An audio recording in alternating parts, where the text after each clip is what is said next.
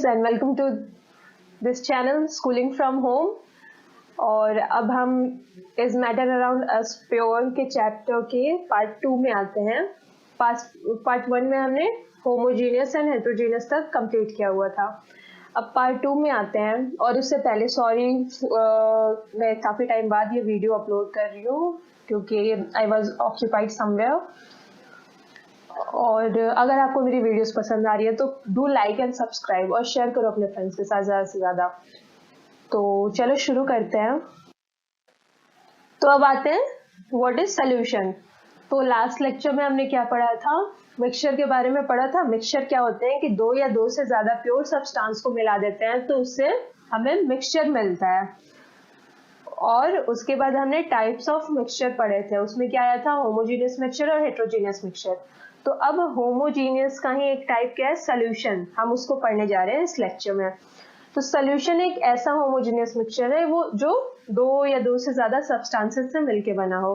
Homogeneous बोलते हैं हमें क्या समझ में आना चाहिए कि इस मिक्सचर में जो सॉल्यूट है वो यूनिफॉर्मली डिस्ट्रीब्यूटेड है। फॉर एग्जाम्पल इसको ऐसा समझेंगे कि अगर हमने पानी में चीनी मिला दिया है तो वो सोल्यूशन जितना मीठा ऊपर है उतना ही मीठा नीचे है ना, ज्यादा कम नहीं हो रहा है। ये तब की बात हो रही है जब चीनी पूरी तरीके से घुल गया है पानी में। तो अब यहाँ पे क्या हो रहा है कि जो चीनी का सॉल्यूट था तो चीनी के जो पार्टिकल्स हैं वो यूनिफॉर्मली डिस्ट्रीब्यूट हो गए हैं पूरे सोल्यूशन में, जिसकी वजह से आप ऊपर से एक चम्मच निकालो या फिर नीचे से एक चम्मच निकाल के सोल्यूशन का टेस्ट करो तो वो सारी प्रॉपर्टीज उसकी सेम होंगी, यूनिफॉर्म होंगी, ठीक है, थ्रू आउट द सोल्यूशन। अब आते हैं सोल्यूशन की प्रॉपर्टीज पे। प्रॉपर्टीज क्या क्या है, तो सोल्यूशन की एक चीज है, देखो भाई, कि सोल्यूशन के जो पार्टिकल होते हैं वो बहुत छोटे होते हैं, बहुत छोटे होते हैं और लगभग 1 नैनोमीटर से भी कम का डायमीटर होता है उन पार्टिकल्स का। 1 नैनोमीटर का मतलब क्या होता है, 10⁻⁻⁹ मीटर, ठीक है।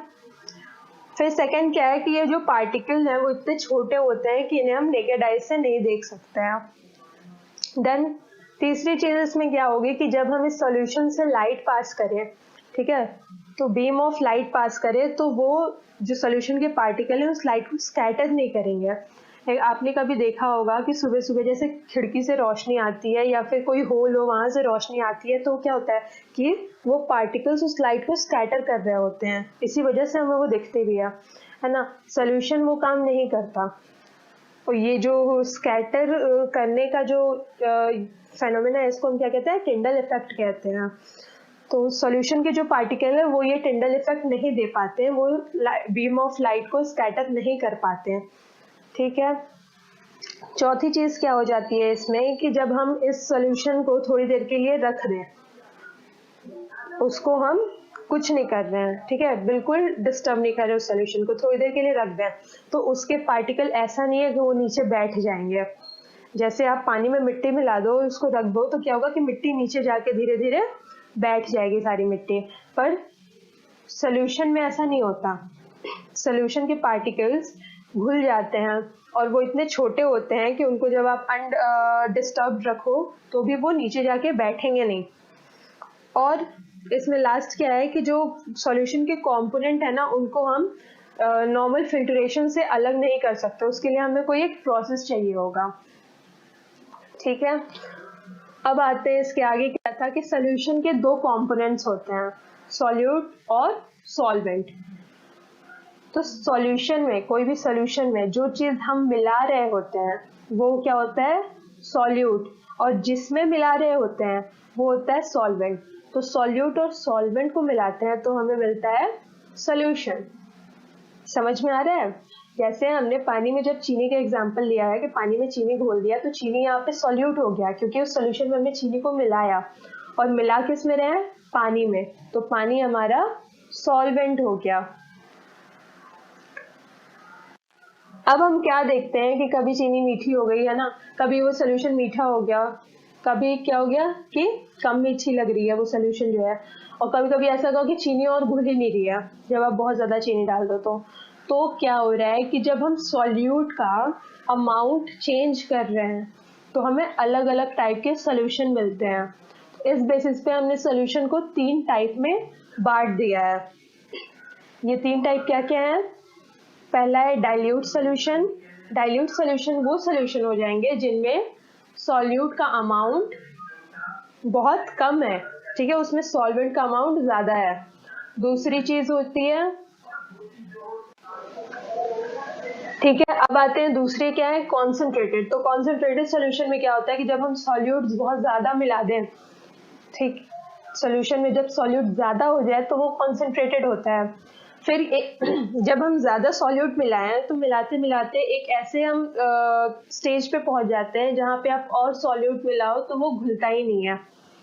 अब होता क्या है, देखो, सॉल्यूट मिलाने का मतलब ऐसे समझो, जो हमने लास्ट चैप्टर पढ़ा था मैटर इन आवर सराउंडिंग, उसमें हमने क्या पढ़ा था कि जो पार्टिकल्स होते हैं उनके बीच में स्पेस होता है। जो पानी के मॉलिक्यूल्स हैं, H2O मॉलिक्यूल्स, उनके बीच में कुछ स्पेस है।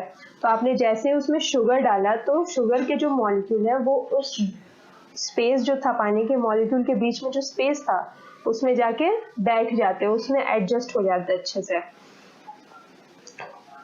तो अब क्या होगा कि एक टाइम ऐसा आएगा ना कि सारे स्पेसेस भर गए, अब उस वाटर मॉलिक्यूल के पास स्पेस ही नहीं है कि वो अपने बीच में किसी शुगर के मॉलिक्यूल को डाले। तो वो स्टेज हमारा होता है सैचुरेटेड सोल्यूशन, कि जब आप सोल्यूशन में सॉल्यूट मिलाओ और वो सॉल्यूट ना घुले तो वो सोल्यूशन हमारा सैचुरेटेड सोल्यूशन होता है। इसको कैसे डिफाइन करते हैं कि when no more solute gets added in the solution then the solution is said to be saturated. अब होता क्या है कि सैचुरेटेड ये हो गया कि जब सोल्यूट नहीं घुल रहे हैं तब सैचुरेटेड हुआ, और उसका जस्ट अपोजिट एक होता है अनसैचुरेटेड, जिसमें कि अभी सॉल्यूट घुल सकते हैं। तो आप ये चीज नोटिस करोगे कि मान लो ठंडे पानी में हम मिला रहे हैं तो नहीं घुल रही है वही चीनी, और वही हमने उसको ना थोड़ी देर गैस पे रख दिया, उसको गर्म कर दिया, टेम्परेचर बढ़ा दिया उस पानी का, तो वो चीनी घुल जाती है आसानी से। तो होता क्या है ना कि अब जैसे वाटर के मॉलिक्यूल्स को जैसे ही हीट मिलती है तो उनमें काइनेटिक एनर्जी आ जाती है ना, वो मूवमेंट में आ जाते हैं, वो पूरा जिगजैग मोशन होने लगता है उस मॉलिक्यूल में, तो वहां पे स्पेसेस बढ़ जाते हैं और तो उसमें और सॉल्यूट ऐड हो पाता है।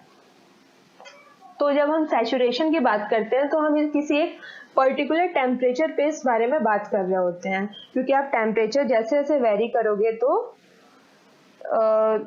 क्या होगा कि सॉल्यूट का अमाउंट मतलब कैपेसिटी बढ़ते जाएगी। जैसे जैसे टेम्परेचर बढ़ाओगे आप सोल्यूशन की तो वो और ज्यादा सॉल्यूट अपने अंदर घोलने की क्षमता रखेगा। तो जब भी हम सैचुरेशन की बात कर रहे हैं तो हम किसी पर्टिकुलर टेम्परेचर पे बात कर रहे हैं। सिर्फ सैचुरेटेड क्यों, कभी भी हम कॉन्सेंट्रेशन की बात कर रहे हैं ना कि किसी सॉल्यूशन में कितना सॉल्यूट और ऐड हो सकता है, नहीं हो सकता है, इस बारे में जब भी बात कर रहे हैं तो उस वक्त पहले से ये समझ लेना है कि हम किसी एक पर्टिकुलर टेम्परेचर पे ये बात कर रहे हैं, क्योंकि टेम्परेचर बढ़ाएंगे तो सॉल्यूट का अमाउंट भी बढ़ जाएगा या घट जाएगा। तो अब सॉल्युबिलिटी आते हैं, एक टर्म आता है सॉल्युबिलिटी। तो जब हम सैचुरेशन पे पहुंच जाए ना, जब को और ज्यादा सॉल्यूट हमारे सॉल्यूशन में नहीं घुल पाता है, तो इस स्टेज पे जितना सॉल्यूट प्रेजेंट होता है उस सॉल्यूशन में, जितना सॉल्यूट उस सैचुरेटेड सॉल्यूशन में घुला होता है, वो हमारा कहलाता है कि वो सॉल्यूशन की सॉल्युबिलिटी है। समझ रहे हो? सॉल्युबिलिटी क्या हुआ कि the amount of solute present in the saturated solution at a given temperature.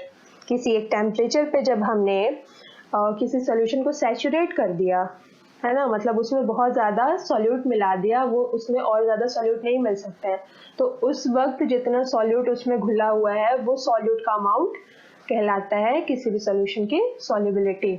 और ये किसी एक पर्टिकुलर टेम्परेचर पे ही बात होगी। अभी मैंने बताया कि सैचुरेशन की बात जब भी हो रही है तो वो एक पर्टिकुलर टेम्परेचर पे ही होगी। अब मान लो हमने टेम्परेचर बढ़ा दिया तो क्या होगा, उस सॉल्यूशन की सॉल्युबिलिटी बढ़ जाएगी, मतलब उसमें और सॉल्यूट ऐड हो जाएंगे। डन, ये चीज थी। तो अब हम कॉन्सेंट्रेशन जो है सॉल्यूशन के, कॉन्सेंट्रेशन मतलब कितना अमाउंट किसी सॉल्यूशन में है, अब हमें कैसे पता चलेगा, तो उसके लिए हमने काफी मेथड्स हैं हमारे पास, ठीक है, कॉन्सेंट्रेशन निकालने के लिए, जिसमें पहला है mass by mass percentage of a solution. तो इसमें क्या करते हैं कि हम मास ऑफ सॉल्यूट लेते हैं, उसको डिवाइड करते हैं मास ऑफ सॉल्यूशन से, और जब परसेंटेज निकालनी है तो इनटू 100 कर देते हैं। तो मास बाई मास में हम ऊपर भी मास रखेंगे, नीचे भी मास रखेंगे, mass of solute by mass of solution. दूसरा है mass by volume percentage of solution. तो इसमें क्या हो जाता है, mass of solute divided by volume of solution. Mass by volume बोल रहा है, मतलब ऊपर मास नीचे वॉल्यूम। फिर एक इसमें तीसरा भी होता है जो आपकी बुक में नहीं है, इसलिए मैंने मेंशन नहीं किया, volume by volume percentage of solution. और उसमें क्या होगा, volume of solute divided by volume of solution. तो अब आपको डाउट होगा कि वॉल्यूम की बात क्यों हो रही है। तो अभी तक हमने सारे एग्जाम्पल लिए थे चीनी और पानी के, पर सोल्यूशन तो वो भी हो सकता है ना कि हमने विनेगर में पानी मिला दिया या अल्कोहल में पानी मिला दिया, वो भी तो एक सोल्यूशन ही है। तो जब दोनों लिक्विड होंगे तो हम क्या करेंगे, volume of solute by volume of solution की बात करेंगे कॉन्सेंट्रेशन निकालने के लिए, है ना।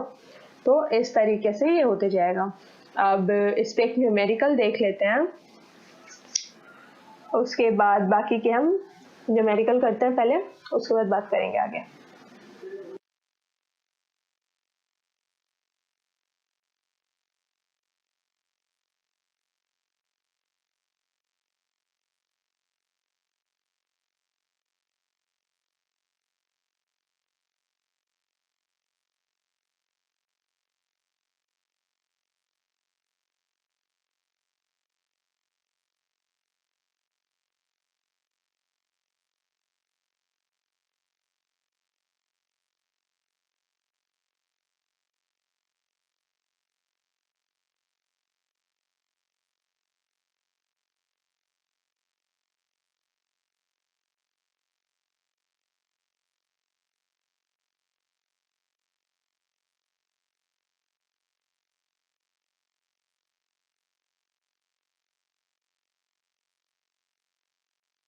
अब देखो यार, ये क्वेश्चन है जैसे कि a solution contains 40 gram of common salt in 320 gram of water.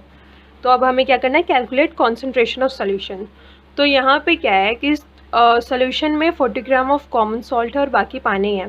तो नॉर्मल सी बात है कि जो सॉल्वेंट है वो हमारा कॉमन सॉल्ट है ना, जो कम है वो हमारा कॉमन सॉल्ट है सॉल्यूट।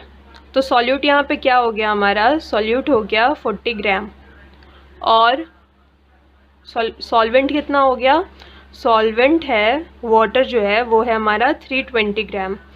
और अब यहाँ पे दोनों चीज़ें मास दी हुई हैं, तो जब हम कॉन्सेंट्रेशन निकालेंगे तो ऑब्वियसली हम मास बाई मास से ही निकालेंगे। तो मास बाई मास में होता क्या है कि हम मास ऑफ सॉल्यूट लेते हैं divided by mass of solution लेते हैं, है ना। ये सॉल्यूशन लेते हैं हम, और यहाँ हमारे पास सॉल्वेंट दिया हुआ है। तो पहली चीज़ हम क्या करेंगे इसमें कि हम मास ऑफ सॉल्यूशन निकालेंगे। तो मास ऑफ सॉल्यूशन क्या हो जाएगा, mass of solute plus mass of solvent, that is 40 gram plus 320 ग्राम। तो ये क्या हो गया, 360 ग्राम। अब हम क्या करेंगे कि मास बाई मास परसेंटेज निकालेंगे। तो ये हो जाएगा हमारा मास ऑफ सॉल्यूट कितना है, 40 ग्राम है, 40 gram divided by mass of solution कितना है, 360 ग्राम इंटू 100। और मेक श्योर कि ये जो ऊपर नीचे वाली यूनिट है ना, अगर मास में है तो ये दोनों सेम होनी चाहिए, या तो केजी में हो या फिर ग्राम में हो। और जब मास बाई वॉल्यूम की बात होती है तो या तो वो क्या होना चाहिए, ग्राम पर ml में होना चाहिए या फिर केजी पर लीटर में। क्या बोला मैंने, ग्राम पर ml में होना चाहिए अगर मास बाई वॉल्यूम है तो, या फिर केजी पर लीटर में। ठीक है, ये चीज़ ध्यान देना है। तो अब ये क्या हो जाएगा हमारा 100/9, दैट इज़ 11.11%। तो ये हमारा हो गया concentration of solution, concentration solution mass by mass. ठीक है, इतनी चीज़ थी। अब आगे हम इसमें और पढ़ेंगे, आगे हमारा है सस्पेंशन है और कोलाइडल है और कुछ फिल्ट्रेशन के प्रोसेस हैं। तो अभी के लिए इतना ही है, और अगर वीडियो पसंद आ रही है तो डू लाइक एंड सब्सक्राइब। अभी तक सब्सक्राइब नहीं किया तो प्लीज़ कर दो, और अपने फ्रेंड्स के साथ ज़्यादा से ज़्यादा शेयर करो, इसको अपने क्लास ग्रुप में शेयर करो, क्योंकि मैं ये वीडियोस बना रही हूँ ताकि तुम्हारी कुछ हेल्प हो पाए। ठीक है, अगर ये बच्चों तक पहुँचेगी नहीं तो कैसे हेल्प होगी, तो इतना तो कर ही सकते हो यार। ठीक है, ओके बाय।